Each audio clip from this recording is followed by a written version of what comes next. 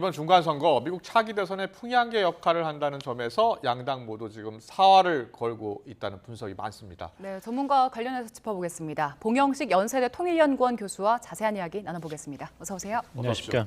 일단 하원은 공화당으로 넘어간 것 같고요. 상원 같은 경우에 뉴욕타임즈는 50대 50으로 보고 있는 것 같아요. 어떻게 전망하세요?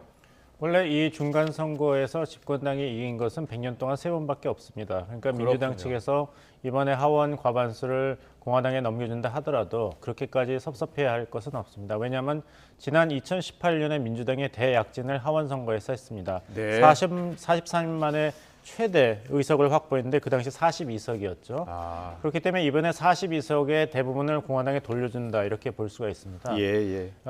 그래서 지금 하원에서 공화당이 다수가 되겠지만 그 의석 수가 40석 차이가 난다면 민주당이 대패입니다. 하지만은 그 차이가 약 20석이 된다면 민주당이 하원 선거에서 대단히 선전했다 이렇게 볼 수가 있고, 그렇군요. 말씀하신 대로 상원에서도 지금 46대 46 상황에서 아직 개표가 진행되고 있는데 현재 민주당 후보와 접전 지역에서 굉장히 잘하고 있습니다. 예를 들면은 아리조나, 뉴햄프셔, 콜로라도에서 이겼고, 네. 또 민주당에서도 승리가 거의 확실시되면서 조지아주는 아직 경합 중입니다. 이 정도는 민주당으로서도 섭섭하지 않은 상원 선거 레이스였다 이렇게 말씀드리겠습니다. 네, 이번에 중간선거 투표율이 굉장히 높더라고요. 유권자들 관심은 왜 이렇게 높았을까요? 그만큼 어렵기 때문이겠죠. 지금 미국 인플레이션이 40년 만에 가장 높은 수준입니다. 바이든 행정부가 초기에 53% 지지율로 시작을 했습니다. 2021년 초에. 그것이 여름에 그 아프가니스탄 철수가 엉망이 되면서 50% 밑으로 떨어진 다음에는 이번 여름에 글로벌 공급망 교란으로 유가가 오르고 그 생필품 가격이 오른 다음에는 40% 바닥을 쳤습니다. 네. 그래서 결국에는 장바구니 물가 그리고 정부에 대한 신뢰가 없어진 것에 대해서 바이든 행정부가 민주당이 이번 선거에서 고전을 하고 있는 가장 큰 이유입니다. 네.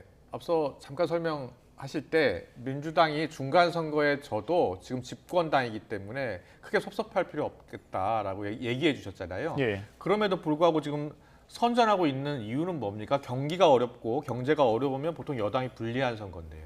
그만큼 이제 민심의 심판을 받기는 받았습니다. 하지만 공화당이 기대하는 것만큼의 민주당의 대패로 이어지지 않는다는 뜻입니다. 그러니까 이것이 이제 가늠자가 돼야 되는데 결국에는 그 공화당 민주당이 앞으로 집중을 할 유권자층은 라티노 계열의 유권자층이라고 말씀드리겠습니다. 네. 결국에는 이제 전체 유권자의 4분의 1을 차지하고 있고 바이든 대통령이 역대 대선 역사상 가장 두 번째로 많은 득표를 한 트럼프 그 현직 대통령이 이길 수 있었던 것은 이 라틴계 유권자가 나와 33%더 지난 대선보다 투표에 참여해서 2대1 비율로 민주당 대선 후보인 바이든 후보를 지지했기 때문에 역대 두 번째로 많은 득표를 한 트럼프 대통령을 역대 최다 득표를 한 조 바이든 민주당 대선 후보가 겨우 이겼던 것입니다. 예. 만약에 라틴계 유권자가 마음을 공화당 쪽으로 돌린다면은 이번에 플로리다에서 주지사도 재선을 했고 마르코 루비오 상원의원도 3선을 했습니다. 라틴계 유권자가 계속 공화당 지지로 간다면은 민주당이 2024년에 재집권하기는 좀 암울한 그런 전조가 보인다 이렇게 말씀드리겠습니다. 알겠습니다. 네. 지금 바이든 대통령 그리고 트럼프 전 대통령 대리전 양상으로 중간선거가 흘러가는 모습인데 지금 트럼프 대통령이 15일에 또 중요한 발표를 한다고 얘기를 했잖아요. 앞으로 어떤 상황이 펼쳐질까요? 트럼프 대통령은 자기가 하는 얘기는 모두 다 중대 선언이죠. 그래서 어떤 내용이 나올지는 트럼프 대통령이 계속 생각하고 있을 것입니다. 벌써 플로리다 주지사 론 디산티스가 유명세를 타고 있으니까 이제 견제구를 날리는 발언을 많이 하고 있습니다. 그런 차원에서 나올 것 같고 하지만 이제 트럼프 대통령에 대한 비호감도도 많이 상승을 했습니다. 예를 들면 지난달 여론조사에 보면은 그 플로리다 공화당 출신 주지사 론 디산토스에 대한 호감도가 5대 1입니다. 그 반면에 트럼프 대통령에 대한 호감도는 3대 1에 불과하고 있거든요. 그러니까 트럼프 대통령을 계속 공화당 지지층에서도 지지를 할 확률이 높지만 디산토스라는 새로운 이런 경쟁자에 대해서 어떻게 견제를 할 것인가가 트럼프 전직 대통령이 다시 한번 대선에 도전할 수 있는 기회, 향방을 가르는 변수라고 많은 말씀드리겠습니다. 언론들은 교수님 15일 중대 발표를 대선 출마를 할 가능성이 높다 이렇게 이야기를 하고 있고요. 이번 선거 전망도 트럼프 대통령 뭐 아주 멋진 밤이 될 것이다 이렇게 이야기를 했어요. 그러면은 트럼프 대통령 예측이 지금 빗나가고 있는 거예요? 그거는 이제 트럼프 대통령이 자신이 스스로 정치적인 전략 차원에서 결정을 하겠죠. 하지만 예. 대선을 2년이나 앞두고 벌써 대선 출마 선언을 한다. 이것은 너무 이른감이 있습니다. 왜냐하면 펀드레이징부터 해야 되는데 네. 그렇다면 이제 트럼프 대통령의 견제도 당내 견제도 심해질 텐데요. 그것보다는 이번에 공화당의 약진이 네. 자기 때문이라는 트럼프가 아직 살아있고 영향력이 막대하다는 것을 강조하는 발언이 될 가능성이 높습니다. 네, 지금 현재 나온 결과로는 일단 하원에서는 공화당이 우세한 상황이기 때문에 뭐 이런 흐름이 지속되고 결과까지 이어진다면 바이든 앞으로 남은 국정 운영에도 영향을 크게 미치겠죠. 그렇지만 이제 행정부를 잡고 있으니까요. 적어도 외교 안보 분야에서의 큰 변화는 없을 것입니다. 공화당과 민주당 그리고 의회와 행정부가 초당적으로 또 이제 정권 삼권 분립 차원에서도 협력하는 분야가 세 가지가 있습니다. 하나는 인플레이션을 잡는 것이고, 두 번째는 미국 중산층을 보호하는 것이고, 세 번째가 중국을 견제하는 것입니다. 여기는 공화당, 민주당 차이가 크게 없습니다. 자, 상원이 50대 50으로 끝나고 하원이 공화당으로 넘어간다면 이번 선거는 누가 이겼다고 봐야 되는 겁니까? 그렇다면 이제 민주당이 이겼다고 할 수 있겠습니다. 그렇습니까? 왜냐하면 2018년에도 트럼프 행정부와 공화당이 사실상 패배를 했습니다. 유일하게 승리한 곳이 상원 선거였는데요. 오히려 공화당이 이전보다 의석수를 2개 늘렸습니다. 그렇군요. 하원에서는 44년 만에 대패를 했지만 네. 그 백악관 그리고 상원에서 다수를 잡았기 때문에 트럼프 대통령은 승리를 선언했고, 사실 정권 차원에서도 이렇게 흔들리는 면이 없었기 때문에 네.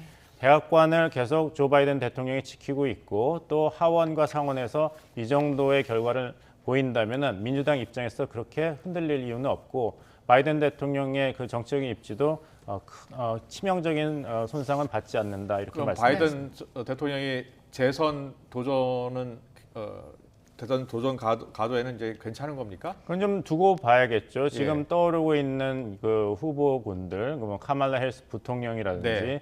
피트 부티지지 교통부 장관, 엘리자베스 워렌 상원의원 같은 유력한 후보들이 거론되고 있는데, 결국의 변수는 경제입니다. 경제가 점점 좋아진다면 네. 이제까지 코로나 사태 그리고 방만한 재정 지출 때문에 바이든 대통령이 어떻게 할 수가 없었다고 유권자들이 참았는데, 네. 이제는 더 못 참겠다 해서 이번 선거에서 공화당 쪽으로 투표를 하는 성향이 보이고 있습니다. 만약에 미국의 경제 회복이 계속 지연이 된다면 바이든 대통령의 지도력에 대해서는 유권자들이 계속 의구심을 가지게 될 것이고, 그렇다면 공화당의 공세도 더 강력해지고 민주당 내부에서도 바이든 대통령의 재출마보다는 새로운 대안을 모색해야 된다는 반론이 형성되겠죠. 네. 저희가 이렇게 미국 중간 선거 이야기를 하는 게 결국 우리 삶과도 직결되어 있기 때문이잖아요. 우리 입장에서 봤을 때 민주당, 공화당 누가 이기는 게 좋습니까? 공화당이 하원, 상원에서 약진을 한다면은 우리가 관심을 가지고 있는 인플레이션 감축 법안, 이거에 대해서 당장은 변화가 없을 것입니다. 아까 보도에서 정확하게 말씀하신 대로 이렇게 법안이 한번 통과가 되면 그걸 수정하기가 굉장히 어렵습니다. 아직 집행도 되지 않았고 예. 결과에 대한 평가도 할 수 없지만, 하지만 공화당이 집권하게 된다면 미국 정계가 재정적으로는 보수주의를 띠게 됩니다. 작은 정부를 지향하게 돼요. 근데 이런 식으로 인플레이션 감축 법안과 같이 정부가 대대적인 지출, 재정 지출을 해서 중산층과 빈곤층을 도와주겠다는 정책에 대해서 공화당이 우위를 점하고 있는 의회에서 여기에 정책 변경을 시도할 수가 있습니다. 그렇다면 IRA를 수정하거나 IRA를 대체하는 새로운 법안을 공화당 주도로 의회에서 추진할 수 있는데, 이때 우리 기업과 정부가 미국 정부를 설득할 수 있는 기회가 생기겠죠. 아, 그렇군요. 알겠습니다. 워낙 뭐 박빙인 곳이 많기 때문에 투표함을 끝까지 다 열어봐야지 아는 곳도 있습니다. 결과가 나오면 다시 한번 정리해드리겠습니다. 지금까지 봉영식 연세대학교 통일연구원 교수님과 함께했습니다. 잘 들었습니다.